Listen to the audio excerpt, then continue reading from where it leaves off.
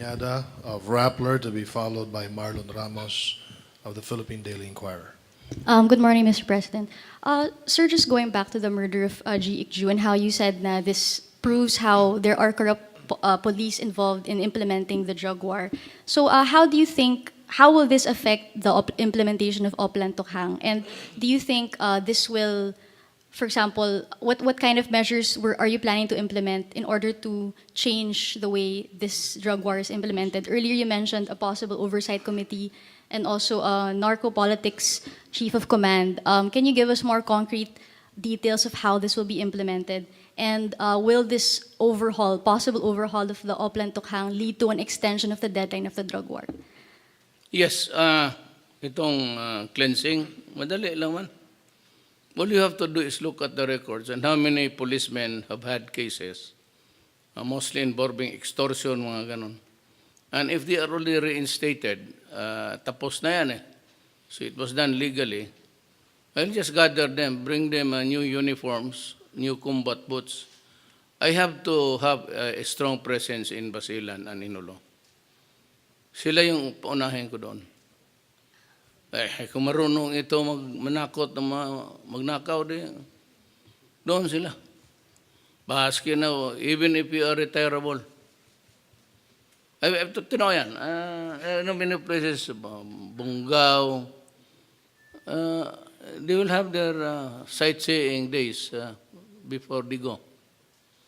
But sir, how about the police who haven't been convicted of any crimes before, but they're involved in implementing the drug war? What kind of safeguards can citizens expect from the government to ensure that such corrupt policemen don't, for example, use the drug war as an excuse or a smokescreen to, kill them in their homes or on the streets? You mentioned an oversight committee. Is that what you meant? That you will have someone watch over these? Yes. The yung operations? Yung na-convict na tapos napaalis na, serving sentence, marami yan dyan sa Muntinlupa. And paglabas nila, all they know is really how to commit crimes to make a living. Madali lang man yan.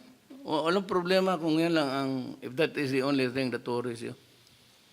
Just, may bagong listahan ako, aside from the drug lords, may listahan ako para sa kanila.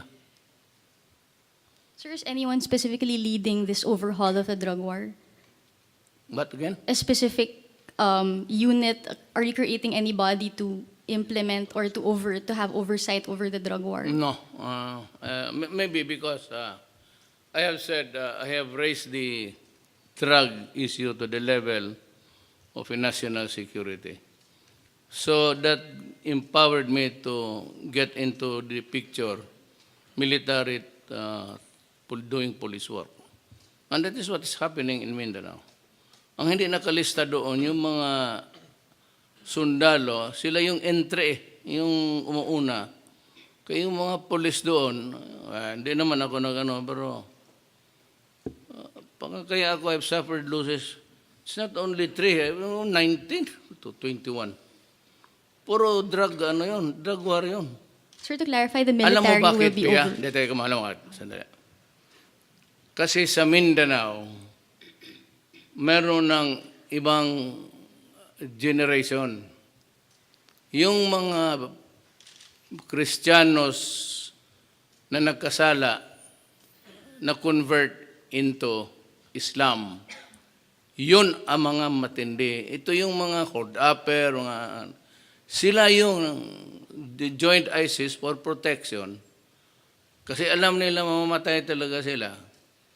At mamamatay talaga yan for a better or a secure environment. Yan sila. Isa yan sa problema natin. Tawag nila dyan, balik Islam. And they have converts all over Mindanao. So I am happy para isang grupo na lang ang harapin ko. Kung sabihin mo na it will maybe the violence will spread to other places. Maybe. But the armed forces and the Navy at this time can cope up. Sabi ko sa kanila, we will end the problem sa Lanao para wala na tayong problema. I'm declaring war. Just on my last question, yun dun sa deadline of your drug war, you extended it to March, di ba? And then now you're saying that this revealed corruption in the police implementing the drug war. So does this mean, sir, that you plan to extend it yet again? Well, because the police are doing on the pretext of during the drug war, they are now a new strain of the original, itong mga kriminal, yung mga Chinese na malaking big time. And out of this was born itong mga police na gamit ng warrant on the pretext that they are arresting you or searching you for drugs. Ito yung mga bagong, ito yung mga police na criminal, as in criminal. So, nag-resurface na naman yung sakit nila. So, we'll have to deal it in the most expedient way. They will not be able to operate. I assure you. So, sir, how many months are you extending the drug war by? The drug war, I will extend it to the last day of my term. Sir, Kasi your wala goal of nakatapos. suppressing drugs will be until, hindi na po yung March deadline, but till the end of March, the term. wala na. March, wala na. March o patapos na. It should be during the last day of my term. 5 years plus Sir, from now. even if you promise nga po that you would suppress it by March, you're saying sa end of the term na lang. Wala na yung March. Hindi ko man nakalain. Mayor kasi ako noon.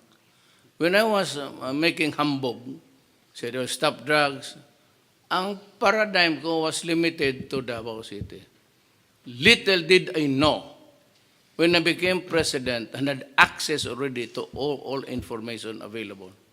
And to my horror, and the Filipinos saw it and everybody, including the human rights, thousands, hundreds of thousands Filipinos, surrendering every day. At ayaw nilang maniwala na yung bangag na hindi na nag-surrender, yun talaga yung lumalaban.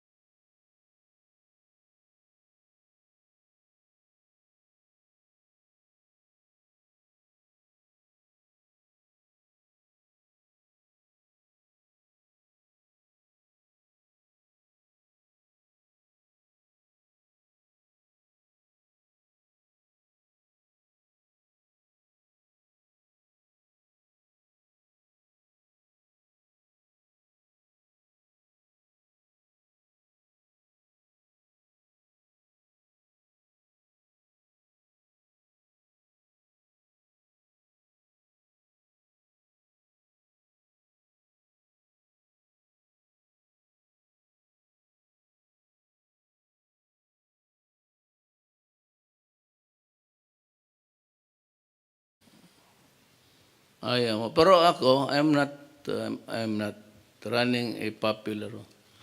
Yung rating ko might even go to 1 or 2. I do not give a shit. I have a duty to do. And I will do it. Wala akong pakialam. Alam ko lang na nanalo ako because I carried the message. The urgent and immediate message during the election was law and order and drugs.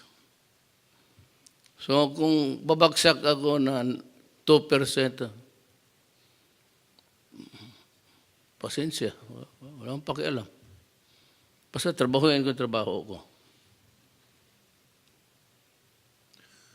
Marlon Ramos of the Philippine Daily Inquirer, to be followed by Henry Uri of DZRH. Good morning po, Mr. President. Sir, during your discussions with the military and PNP officials, did you discuss the possibility of using your executive power, issuing executive action in dealing with Mauti Group and other local terrorists in Mindanao? Yeah, no, I'm the commander-in-chief of the armed forces. I think I'm the one sa Constitution. So I have the, I do not macromanage anything. I hate it. But they brief me and they would tell me these are the things that we recommend to you. So there are options. Ito gawin natin, ito, ganito ang mangyari. They have the projection. Ito, kung ito to, may mangyari dito pero civilian, maraming mamatay. So I try to balance it. And at the end of the day, I'll call Dilpin, sabi ko, go ahead.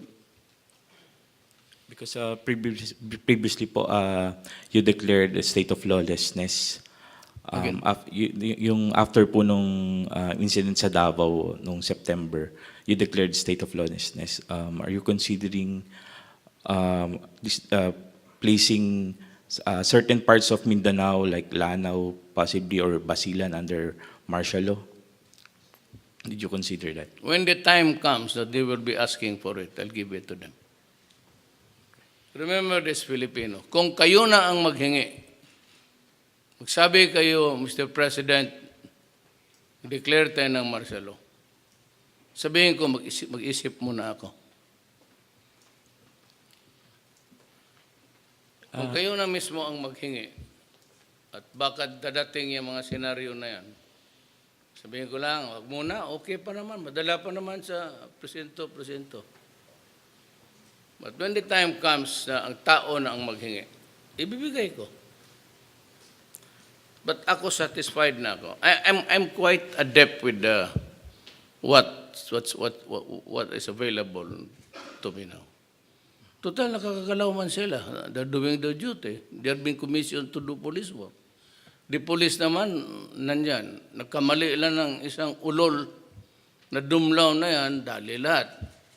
So this guy said to protect the image para for further damage. Sabi niya, sir, mag-resign ako. That won't solve anything at all. Sabi ko, this is what I will do.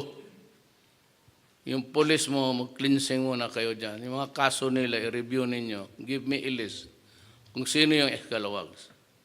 Because itong mga to, we will assign them.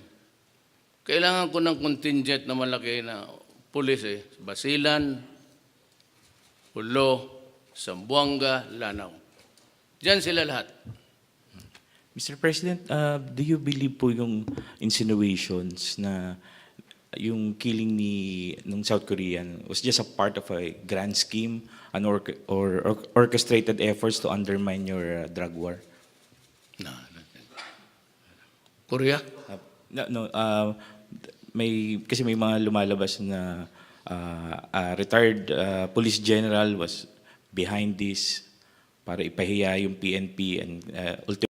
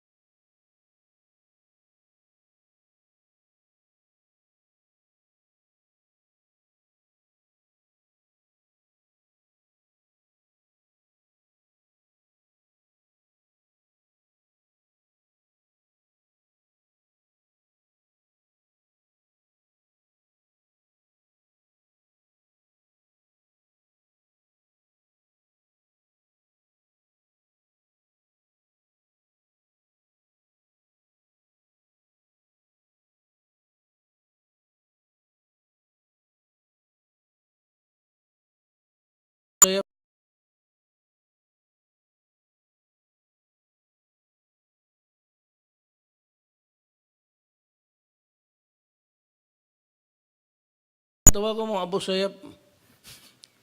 Mababago nyo, bagay, babagawin ito mga sundalo ko. Ito na lang pulis. Oh, yun.